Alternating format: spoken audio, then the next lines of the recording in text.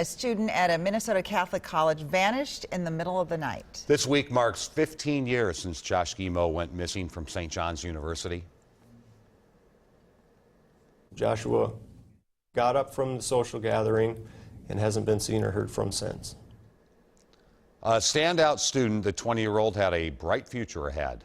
That all changed November 9th, 2002. Guimond's disappearance would later face extra scrutiny, both for the clergy sex abuse scandal and for the investigators assigned to the case. 15 years later, WCCO's Liz Collin went back to talk to a family still waiting for answers, the investigators trying to find them, and to the friends who last saw him before the trail went cold.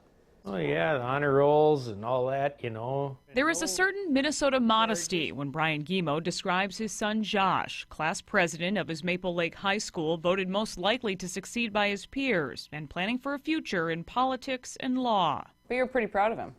Well, yeah, he's the only kid I had. Raised Catholic, Guimond made sure his son was in a pew each Sunday. Another reason Josh's choice to attend St. John's University made perfect sense.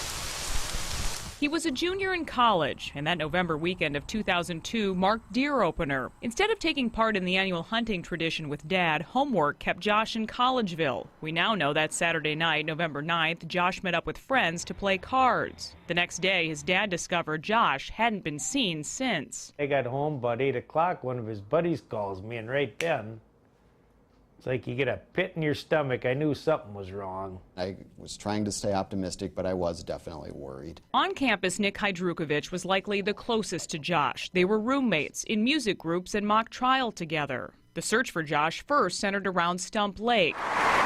Josh's get-together was at Metten Court on the north end of campus. Shortly after midnight, those last to see him said he left to take the 3-minute walk home to Mauer House. I came home that night, and he wasn't there. And that is essentially all we know about the night Josh Guimond disappeared. The timeline not exact, the details still few. But it does seem Josh didn't have plans to go anywhere else that night, since he left behind his jacket, his credit cards, and the keys to his car in his room. I have nothing. As an investigator for the Stearns County Sheriff's Office, Zach Sorensen took over the Guimond files 2 years ago. He told WCCO he is still taking a look weekly to determine what they may have missed for so long. This department had no reason to suspect foul play from the very beginning. I don't believe so. I wasn't there at the time, but just reading through it, I don't believe it was a missing person at the time. It's still a missing person at this point. Sorensen calls such a case an extra challenge with little help from 2002 technology. No security cameras, no cell phones. No evidence at all, no investigation, but he's in the lake? No. Grieving and frustrated, Brian Guimond formulated his own theories, butting heads with Stearns County and St. John's University early on. Their main thing, hour 1, day 1, he's in the lake. Therefore, what's the first thing anybody thinks when they see it? He's dead already. So nobody's looking for him. Exactly what they wanted. 1 month before Josh went missing, St. John's was in the headlines. The college announced a major settlement of a dozen cases of abuse by monks at the Abbey on campus. Guimond's father would also learn that monks who were credibly accused of past abuse supervised both his son's dorm and the one where he was last seen. He never knew of the school's history before. If you did, would he have gone to school there? Well, I would have done everything I could have so he wouldn't have.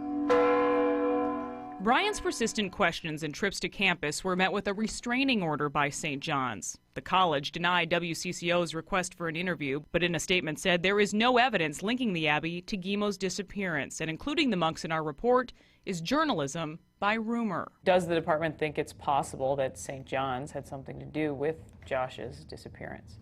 We have no hard evidence that leads us to believe or not to believe that anyone is involved or not involved in the reason Joshua was missing or what happened to Joshua. If there had been some sort of accident, like you heard about and still do hear about sometimes with college students, he would have been found by now.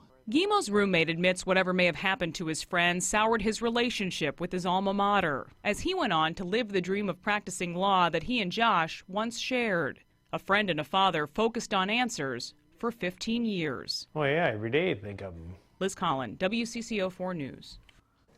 The same team that first handled Josh Guimond's disappearance led the Jacob Wetterling kidnapping investigation. The new Stearns County investigator told WCCO he is aware of the criticism they have received in the past. However, he says looking at the prior work done in Josh's case, he does not see much he would change.